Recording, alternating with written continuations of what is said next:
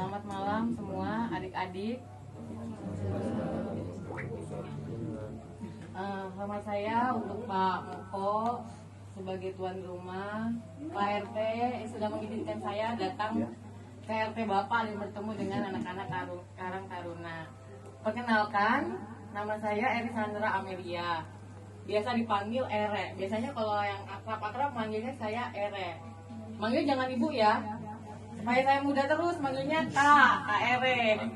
Gitu. Nah, saya ini warga RT 8, RW 8. Tujuan saya datang dan ketemu adik-adik. Pertama, saya ingin silaturahmi. Saya ingin kenalan dengan anak-anak muda di RW 08 dan di semua RT-nya. Kenapa saya ingin ketemu generasi muda? Karena saya punya concern. Saya ingin anak-anak muda di Indonesia maju dalam hal ini di RW kita. Gitu. Selama ini saya punya kegiatan.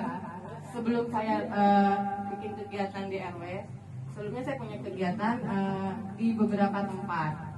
Kegiatan saya itu mengajarkan anak-anak muda berbagai pelatihan. Ada yang pelatihan bahasa Jepang, gitu kan. Ada juga kalau mau pelatihan bahasa Belanda, boleh juga, nanti bisa pelatihan sama saya. Saya pingin anak-anak muda tuh bisa bahasa asing, jadi mempunyai kesempatan nantinya ke depan untuk bisa bekerja di mana aja.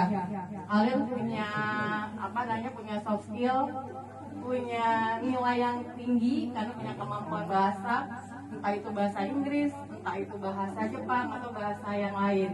Kalian bahkan saya berharap dengan kemampuan bahasa, kalian juga bisa berkelana ke luar negeri bekerja, gitu kan, mencari kerja di sana, mencari kerja sekolah di luar negeri. Selain itu saya juga bikin khusus untuk khusus video. Saya latar belakangnya wartawan. Sebelumnya saya kerja di Metro TV, di Watchdog juga, dan di Kompas TV. Saya bekerja sebagai seorang pembuat dokumenter, berita, dan talkshow. Kalau pernah nonton talkshow Rossi, ada yang pernah nonton? Oh iya, ada yang pernah? Udah lama kan nonton TV ya? Nontonnya apa mulu ya? Iya, saya salah satu yang membuat talkshow yang awal. Dan saya juga bikin dokumenter sejarah untuk anak-anak muda supaya anak muda tahu sejarah. Nah, dalam kesempatan ini saya ingin sekali gitu kan mengajarkan adik-adik apa yang saya bisa, saya ajarkan ke adik-adik kayak gitu. Jadi yang kedua tadi ya, keinginan saya adalah saya ingin mengajak adik-adik semua, yuk kita bikin kegiatan yang bermanfaat, yang positif gitu, yang punya untuk di masa depan itu sangat bermanfaat untuk karir, untuk kehidupan adik-adik. Kira-kira adik-adik ada yang tertarik nggak belajar bahasa Jepang, belajar bikin dokumenter, video, bikin sosial media kan, mau bikin YouTube channel mungkin, ya kan anak-anak muda sekarang bisa bikin channel, ya kan? Kalau jawabannya bisa menghasilkan uang, ya nggak? Ya kan? Dengan kemampuan tersebut kalian bisa membuka lapangan kerja untuk diri sendiri, atau kalau misalkan sudah bagus bisa membuka lapangan kerja untuk anak-anak muda di sekitar kalian. Jadi itu yang kedua agenda saya. Yang ketiga saya ingin memperkenalkan kepada adik-adik semua yang terdekat untuk khusus saya dan teman-teman saya mau buat khusus bahasa Jepang yang nanti dimulai di awal April. Ada yang suka Jepang? Kayaknya sebelah sini suka Jepang deh, cowok-cowoknya. Ada yang bisa bahasa Jepang nggak?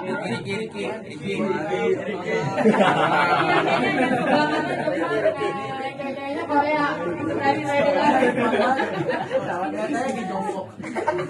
Ya, jadi nanti bulan Mei ini bulan Mei kita akan bikin kursus bahasa Jepang. Untuk batch pertama itu sebanyak 25 anak muda yang nanti kursus secara gratis, jadi nggak bayar sama sekali. Kalian kalau mau ikut silakan dan itu gratis. Gitu kan. Yang minat siapa? Ayo, yang minat. Gratis loh. Arif semua pokoknya. Arif semua. Arif ya, Arif mau belajar ya. Mau bikin manga. Iya. Pokoknya kalau udah apa-apa Arif aja semua. Biar bisa ke Jepang, biar bisa kerja di Jepang. Player. Nah, untuk tahap pertama itu jumlah yang pesertanya kita batasi 25 orang. Jadi nanti LP 8, LP 9 itu jumlahnya 25. Kita nggak mau lebih dari 25 orang karena apa? Supaya belajarnya maksimal. Kalau terlalu banyak nanti latihannya nggak banyak. Kan kita pingin adik-adik benar-benar belajar kursus bahasa Jepang, benar-benar bisa bahasa Jepang. Terus semuanya kalau mau ikut dikocok gitu sampai 25 orang gitu. Ya makanya saya sih pingin nanti kalian semua ngedaftar ya, siapa aja yang tertarik di data. Jadi nanti kita lihat apakah harus kita nanti satu kelas, apa bisa langsung 2 kelas. Boleh numpang tanya sebentar. Itu tempatnya di mana, terus programnya itu gimana belajarnya, program apa sampai level berapa, nyampe berapa itu gimana? Tempat ini saya lagi diskusi dengan Ibu RT 8, RT saya, mencari tempat yang kira-kira enak lah buat belajar, yang luas. Nah, sistemnya kita mulai dari yang standar dulu, gitu kan. Jadi nanti adik-adik bisa bahasanya, bisa juga tulisannya keriting-keriting itu tuh. Tulisannya nanti diajarin juga. Nanti berikutnya setelah bahasa Jepang nanti kita juga buka kursus gratis untuk bahasa Inggris.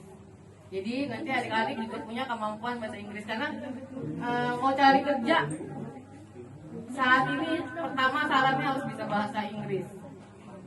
Kalau kalian nggak bisa bahasa Inggris sulit.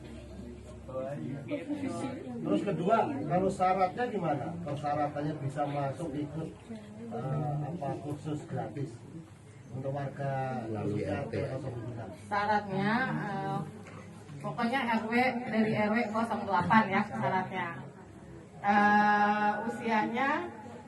Usia remaja ya 16 sampai 20. 16 nggak umurnya? 16 nggak? 16 ke atas nggak? Saya nggak masuk. Saya mau ikut cuma. Nah, yang ketiga yang paling penting, syaratnya benar-benar mau belajar dan mau komitmen. Kalau nggak mau komitmen untuk apa? Gitu. Ada ketika saya ngajar video ya masih untuk anak muda, dia nggak komitmen. Jadi saya pikir untuk apa kita terusin? Kalau nggak mau belajar, nggak komitmen, kadang hadir, banyakan nggak hadir, kan sayang. Mendingan dikasih ke tempatnya ke orang-orang yang benar-benar serius. Jadi harus benar-benar serius. Nanti kita lihat absennya berapa kali tidak datang gitu, ya udah kita jadi gugur gitu. Karena kan ini gratis, ya kan? Kalau karena khususnya gratis, maka adik-adik harus benar-benar memanfaatkan. Oh ini untuk masa depan kalian juga. Kita mikirin nih yang tua-tua. Saya masih muda deh, generasi X. Ibu, tanya Bu. Ini seandainya ini kan kursus gratis. Nah setelah selesai kursus, biasanya ada sertifikat atau Iya. apa itu. Nanti ada sertifikatnya. Nah, jadi siapa sih yang memberi kursus? Ya kan pasti pertanyaannya itu ya. Jadi pasti. Jadi gini, saya punya jaringan dengan teman-teman saya di UI. Kebetulan saya ini lulusan UI. Saya di Fakultas Ilmu Budaya jurusan Sejarah dan jurusan Sastra Belanda. Nah, jaringan kita ini berjaringan juga dengan teman-teman kampus di Jakarta. Kalau untuk bahasa Jepang ada juga teman-teman dari Dharma Pesada yang bahasa Jepang. Kemudian kita juga kan itu kegiatannya banyak ya sebenarnya. Jadi kita benar-benar konselnya tuh sama anak-anak muda. Kalian apa? Pinginnya belajar kursus apa? Bahasa Korea? Supaya bisa ngerti Korea. Annyeonghaseyo. Bisa main Inggris nasional. Tapi yang pertama, kenapa kita pikir bahasa Jepang kan? Bahasa Jepang dulu. Kenapa? Karena satu, perusahaan-perusahaan Jepang di Indonesia itu banyak. Dan kalau kalian bisa bahasa Jepang, kemungkinan kalian dapat pekerjaan itu lebih luas. Itu yang pertama. Kedua, di Jepang sendiri ini lagi krisis tenaga kerja. Karena mereka kebanyakan sekarang usianya lansia. Kalau Indonesia kan beda, 64%, 64,5% isinya anak-anak muda. Jadi mereka nggak punya tenaga kerja, gitu. Sampai mereka mengundang dari negara-negara manapun yang untuk kerja ke Jepang, silakan. Bahkan sampai 6 juta rumah di Jepang kosong, ditawarin ke siapa aja, gitu kan yang mau tinggal. Tapi kalian jangan di Jepang terus nggak pulang, gitu kan, tetap Indonesia negara kita. Nggak pulang jadi ini apa batu pundang gitu. Iwalin tendang ya, Iya. nggak bangun negaranya sendiri. Gitu. Jadi kalau kalian bisa bahasa Jepang itu kemungkinan kalian dapat itu semua kan lebih besar kan? Tuh. Jadi anak-anaknya ada gunanya nggak nih? Yang anak-anak mudanya nih? Arif balik lagi Arif. Arif tanya apa tadi? Arif tanya, katanya apa Arif? Ini cuma menyampaikan. Kenalannya Arif, kenalan dulu deh. Bahasa Jepang, bahasa Itu nanya, nanya apa? Nanya apa? Yang minat daftar kapan udah pendaftaran Bu? Pendaftarannya mulai sekarang Pak di data. Ada kita awal April itu kayak awal Mei itu kan nanti akan mulai. Kenapa awal Mei? Karena kalau sekarang kan mulai puasa. Nanti kita belajar sebentar, harus kepotong, mudik lebaran. Terus nunggu lagi orang yang mudik pulang. Jadi nggak efektif. Jadi kita pikir kita awal Mei aja, biar sekali belajar tuh langsung efektif. Waktu belajarnya sore, pagi. Nah ini nanti kita dealing aja sama anak-anak. Kalian bisanya hari apa kira-kira? Waktunya ya sore. Tapi kalau pagi sampai siang sekolah ya. Berarti kan sore ya. Sore atau malam. Yang mana sama yang minat? Ya, yang pertama bahasa Jepang dulu ya. Yang pertama. KMP. Nanti penanggung jawabnya siapa nanti? Yang pendataan. Koordinatornya sama dia. Iya, koordinator. Kan saat ini pendidikan makanya pendidikan bisa mutusin. Nanti kita atur lah itu nanti bisa Siapa aja yang mau? Terus saya siap warga lagi Bu, anak mudanya kan masih banyak. Oh lebih banyak lagi ya. Lebih banyak. ini belum semua.